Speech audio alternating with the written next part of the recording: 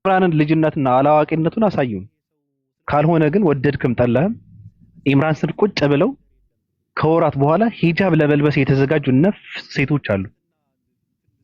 ጀለብያ ለመልበስ የተዘጋጀ ስንት ዲያቆን አለ። በቃ ወደድክም ጠላህም ይሄ ነው። አሁን ወደ ኋላ የምትመልስበት ልጅ ነው ብለህ እንትን የምታደርግበት አይምሮን የምትጫወትበት ወጣት የለም። ልጅቱን ጭፈዋል። በቃ የለም። ኢትዮጵያ ውስጥ አሉ ከሚባሉ ትልልቅ ተጽዕኖ ፈጣሪ ሰዎች አንዱ ኢምራን ነው አሁን ማለት ነው። ምንም ማድረግ አይቻልም። ስለዚህ ወይ መቅጠም ነው ወይም ደግሞ እህት ወንድምህን መሸኘት ነው። በቃ አንዱን መርጠህ እንትን ታደርጋለህ። ለነገሩ እፎይ ሁለት አማራጭ ነው ያለው። ወይ ገጥሞ ኢምራን ጋር ገጥሞ ተዋርዶ ገጠር መግባት ነው ኮስኩሶ መብላት፣ ወይም ደግሞ አልችልህም ጌታዬ ብሎ ዮኒ ማኛ እንደሚያደርገው እዛም እዚህም እያለ ዮኒ ማኛ እንደሚያደርገው የተጣሉ ሴቶችን እያስታረቀ አበባውን መልቀም ነው። በቃ ከዚህ ምንም ሌላ አማራጭ የለውም። እፎይ ወይ ተዋርደ ገጠር ትገባለህ ወይ አልችልህም ብለህ አበባን ትለቅማለህ ነው በቃ። የተጣሉ ሴቶችን ከሴቶች ጋር ቡናህን እንትን እያደረክ ሀሜትህን ገጥመህ በቃ አበባን መልቀም ነው። ሌላ ምንም አማራጭ የለም ካሁን በኋላ። ብትገጥምም ባትገጥምም መዋረድህ የማይቀር ነገር ነው። ገብቷል? ስለዚህ ልጅ ነው። ብዙ ሰዎች ናቸው ፌስቡክ ላይ አይታችሁ ከሆነ በመሃል ቢያለቅስ ሲያስለቅሳቸው አልነበረ እንዴ? ወጠምሻው ባለፈው አይ ምንድነው መግጠም አለባቸው ብዬ ስለ የዛኔ ሲከለክሉት እኔ ገብቼ የነበረ ላይ አይ ከኡስታዝ ጋር ነው ኡስታዝ ከሚባሉ ሰዎች ጋር ነው ይገጥመው አለኝ። ወጠምሻው ኡስታዝ ብሎ የመጀመሪያ እውቅና የሰጠው ጠጅቱ ብሬ ናት። በመጀመሪያ እውቅና የሰጠችው በነገራችን ላይ ዲያቆን ሰላም ነሽ ምናምን የሚለው ቪዲዮን አይተው ከሆነ ኡስታዝ ብላ እውቅና የሰጠችው ራሷ ጠጅቱ ብሬ ናት። እፎ የሚባለው ሰው ማለት ነው። ስለዚህ መግጠም ነው። ትገጥማለህ፣ ትዋረዳለህ ነው በቃ። ውርደትህን አሁን ትቀበለዋለህ። ገብቷል? ይበጠሳል። የመለመኛ ገመዱን ይበጠሳል። እኔ እዚህ ጋር አንድ ናቸው፣ ሶስት ናቸው፣ ሁለት ናቸው፣ አምስት ናቸው፣ አስር አረንጓዴ 10 መጽሐፍ ቅዱስ ከግድግዳ ላይ ድንገት አንዱ ወድቆ ቢለወጥ ስንት ይቀራ? 9 እያልኩኝ ነው። 9 መጽሐፍ ቅዱስ ከግድግዳ ላይ አንደኛው ትርጉም ቢሳሳት ስንት ይቀራል? 8 እያልኩኝ ነው። አንድ ሴት ተረዳችሁ?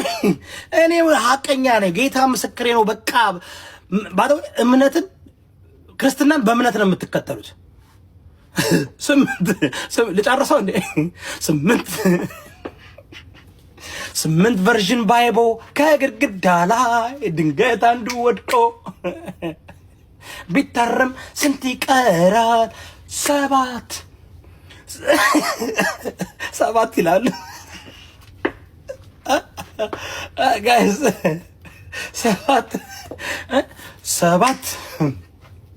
7 ዲፍረንት ቨርዥን ባይብል ኦ ማይ ግድግዳ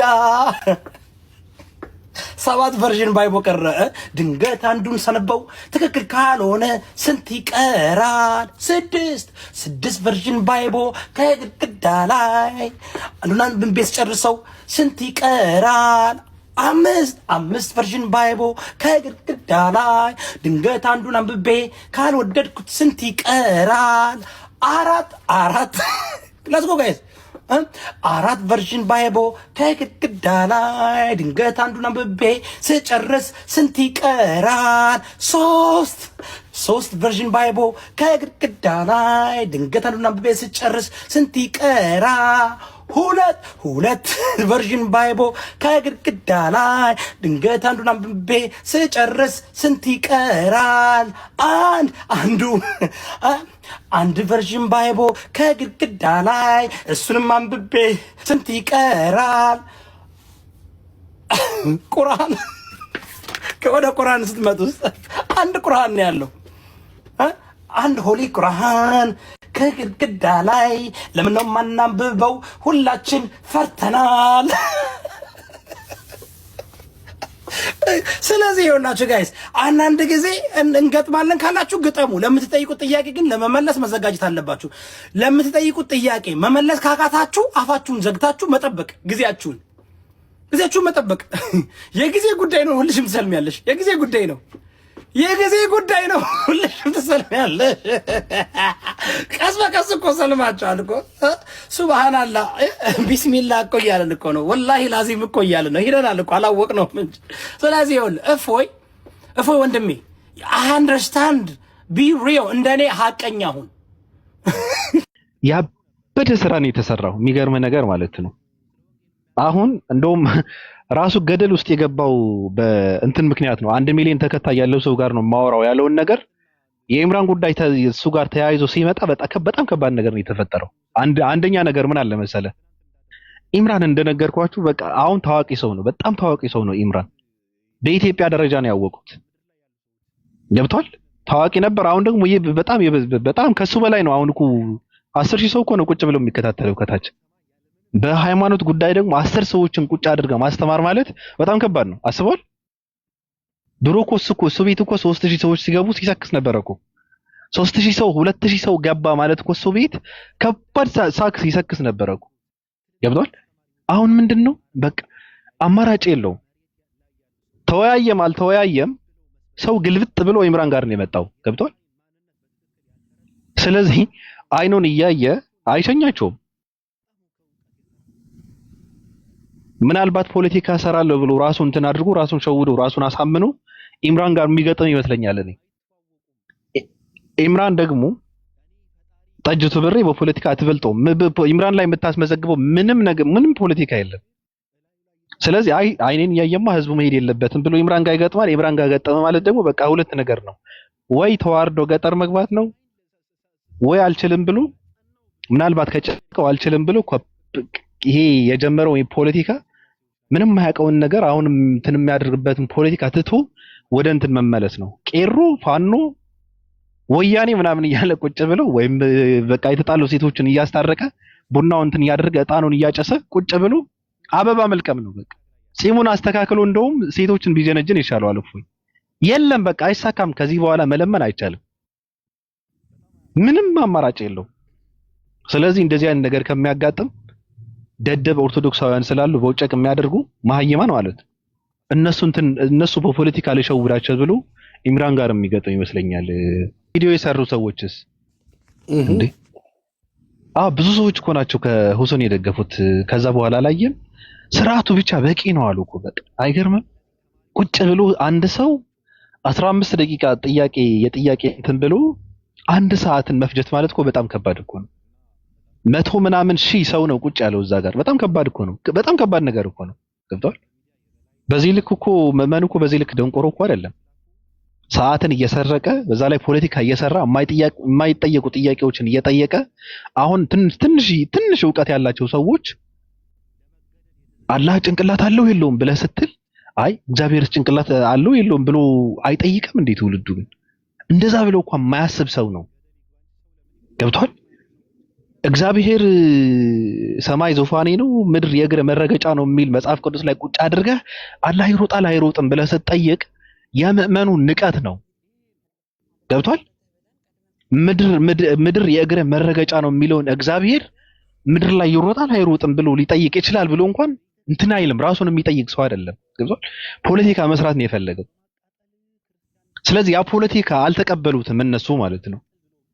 ሌላ ነገር ነው የፈለጉት እነሱ። ሌላ ነገር የሚያገኙና የሚወራን የመሰላቸው። ሲቀጥል ደግሞ አብዛኛው ሰው በዛ ልክ ደደብ አይደለም። በነብያቶች የተሰበከው አምላክ እግዚአብሔር ወይስ አላህ የሚለውን ርዕስ ትተህ የሙሐመድ አምላክ ሰይሞች በቃ አሸንፈዋል፣ ይችላሉ። ሙስሊሞችን መደራደር የሚችል ጴንጤም ኦርቶዶክስም የለም ብዬ አምኛለሁ። እሱማ ነብዩ መሐመድ ነብይ መሆናቸውን እኔም ድሮ አምናለሁ፣ እናምናለን። እኛ መጽሐፋችንም ላይ አለ 6ኛው ነብይ መሆናቸውን እናምናለን። አሁንም ምለው መሰለህ በኢትዮጵያ ሙስሊሞችን ዲቤት አድርጎ ማሸነፍ የሚችል ኦርቶዶክስም ጴንጤም አለመኖሩ አዝኛለሁ፣ በጣም አዝኛለሁ። አንድ የ17 ዓመት የ18 ዓመት ህጻን ልጅ ነው እንዲህ የሚያምሳቸው። እነሱ አሁን ግን ምን አደረጉ? ሽርክ ሰሩልና ኦርቶዶክሶችና ጴንጤዎች አይዋደዱም እኮ። ጴንጤው ኦርቶዶክስን ዓለማዊ ስላድኑ አምላኪ ናችሁ በጣዖት የምታመልኩ እያለ ይሰድባለኝ። ኦርቶዶክስ ጴንጤውን አንተ መናፍቅ፣ ድመት፣ በሊታ፣ አንበጣ ቆርጣሚ ምናምን እያለ ይሰድበዋል። አይዋደድም እኮ ጴንጤና ኦርቶዶክስ አይዋደድም። እዩ ጩፋና መምህር ምረታ ባላየም እንዴት እንደሚሰዳደቡት አይዋደዱም። እናውቃለን። እውነት ለምን ፌክ ይሆናሉ? ለምን ያስመስላሉ?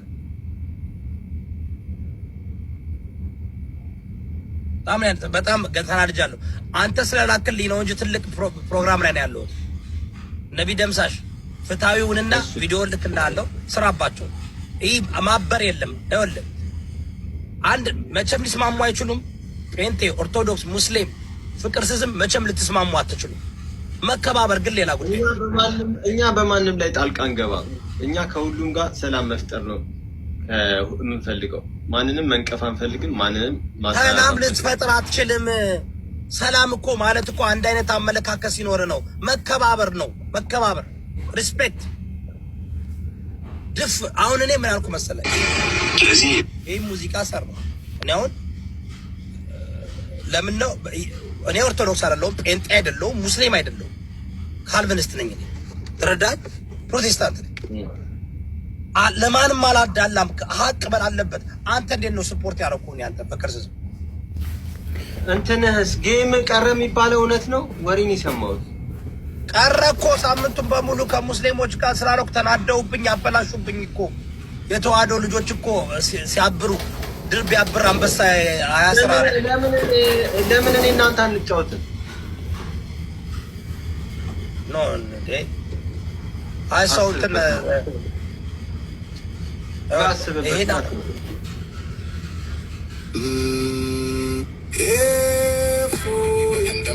ስትነገሩ ነበር እኮ በቃ ወንጌል አይደለም የሚያስተምረው ይሄ ሰው። ስለ ወንጌል የሚያውቀው ነገር የለም። ስለ መጽሐፍ ቅዱስ የሚያውቀው ነገር የለም። ከመጽሐፍ ቅዱስ ጋር ቲክታክ ላይ ያሉ የክርስትና አስተማሪ ነን የሚሉ ሰዎች ሆድና ጀርባ ናቸው ስትባሉ አንሰማም ያላችሁ ትናንት እንዳደረጉት ነው የሚያደርጉት። በነገራችን ላይ ተውት፣ ቲክታክ ላይ ያለ ተውትና ምድር ላይ ያሉ ሰዎች ምንድን ነው የሚሉት? እግዚአብሔር አምላክ እኔን የፈጠረኝ አምላክ፣ ሰማይ ያለምንም ያጸና አምላክ፣ ምድርን ያነጠፈ አምላክ። አስባችሁታል? እላዩ ላይ ይጸዳዳ ነበረ ብለው ነው የሚያስተምሩት ትልልቅ አስተማሪዎች የሚባሉ አይደለም። ቲክታክ ላይ ያሉ መሬት ላይ ያሉ ሰዎች እንኳን ምን ብለው መስበክ እንዳለባቸው ማያውቁ፣ የፈጣሪን ማንነት በትክክል ያልተረዱ፣ ፈጣሪን ያዋረዱ፣ ፈጣሪያቸውን የፈጠሩ በጣም ከእውቀት የተራቆቱ ሰዎች ናቸው። በነገራችን ላይ አይተዋወቁም፣ ከመጽሐፍ ቅዱስ ጋር አይተዋወቁም።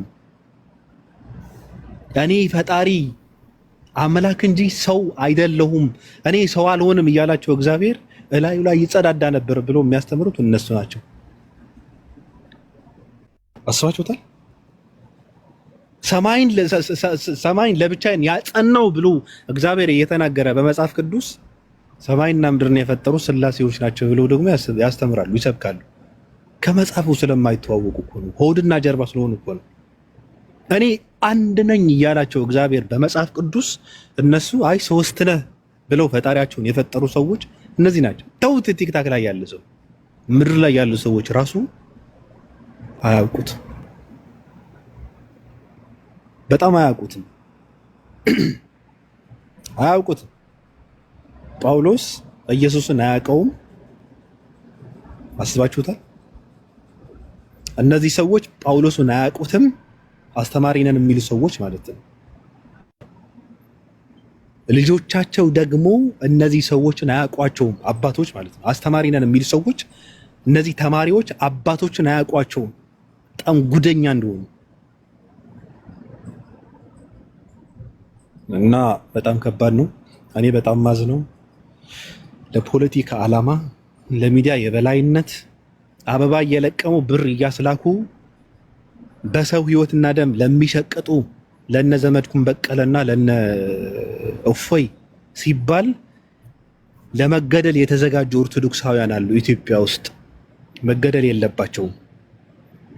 ከፈለገ እናንተ የምትከተሉትም ገደል ይግባ እንጂ ሰው ለምን ይሞታል? ምንም የማያውቁ ሰዎች ለምን ይረሸናሉ? ለምን ይሞታሉ? ስለዚህ መረሸን የለባቸውም እያልን ነው። ስለዚህ ቀድመን ቪዲዮ ማለት ነው ፈተህ ብለን ቀድመን ማለት ይሄ እንደዚህ እኮ ነው የምልሽ። ይሄ ነገር ታወቁት ቤተ ክርስቲያንን በማቃጠል ነው የሚታወቁት። ገብቶሻል? አንድ ክርስቲያን በማቃጠል ክርስቲያን የበላይ እናድርገው የበላይነቱን እናስቀጥል ብለው ያምኑ ሰዎች ናቸው። ገብቶሻል? የፖለቲካ ዓላማ ነው ያላቸው እነዚህ ሰዎች።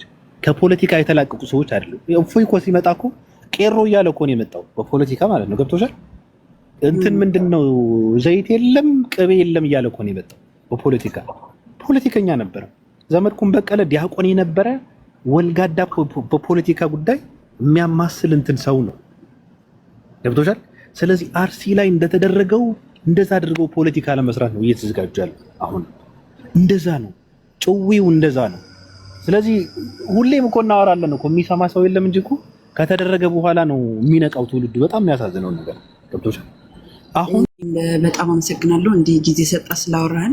ያው የሁላችንም ዱዓ ነው። አላህ ሂዳያውን ለሁላችንም ይስጠን። ለአንተ ብቻ ሳይሆን ለሁላችንም ሂዳያውን አላህ ይስጠን። ያኔ ሂዳያ ማለት ቀጥተኛ መንገድ አላህ ይምራን። እሱ ከመራው ውጪ እኔ መርቶኛል እኔ መርቶኛል። ከዚህ በላይ እኮ ለሁላችንም ትክክለኛው መንገድ አላህ ይስጠን። በቃ ለሁላችንም ጋራ ይስጠን። ያሬ እኔ ሰጥቶኛል። እኔ ከዚህ በላይ መልአክ አልሆነኝ። እኔ ትክክለኛ ሰው ነኝ። ምንም ነገር የለም። በቃ ያው በጣም እንወዳለን፣ በጣም እናከብራለን። ክበርልን ረቢ። አላህ እንደው ክፉ እንዳይነካ አንተንም ወንድሞቻችንም ንጽጽር ላይ የሚሰሩት ነው ወንድሞቻችንም። እኔ ልጅ ወልጃለሁ። ኢምራን እንዲመስልልኝ ነው የምፈልግ። ሁላችሁም ዱዓችሁ ሀይለይ፣ ለነሱም ዱዓ አድርጉላቸው። የዛሬ ዙልሂጃ 2 ብሏል ማለት ነገ ማክሰኞ 2 ነው። በዚህ ቀናት የሚደረጉ ዱዓ ደግሞ አላህ Subhanahu Wa Ta'ala ዘንድ ተቀባይ ናቸው። ለወንድሞቻችን ዱዓ ማድረግ አለብን። ወሰላሙ አለይኩም ወራህመቱላሂ ወበረካቱ። ሰላም ወገናችን ባቢ፣ ደህና ምሽልን፣ ደህና አደረልን። በጣም እንወዳለን። አመሰግናለሁ። ምስጋና የላቀ ነው። አመሰግናለሁ። ተሰናበቱ ሳይሆን ያልኩት እኔ ሌሎች ሰዎች እንዲገቡ ያወሩ ሰዎች ካሉ ወደታች እንትን ይበሉ ነው ያልኩት፣ መሰናበት አይደለም። እና ሳራ ሰላም ብያለሁ።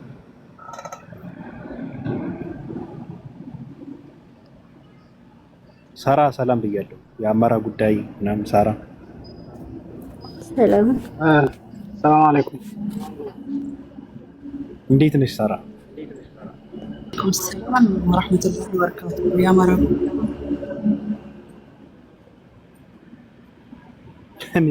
እኔ ፋኖ ብሎ በዚህ ዘመን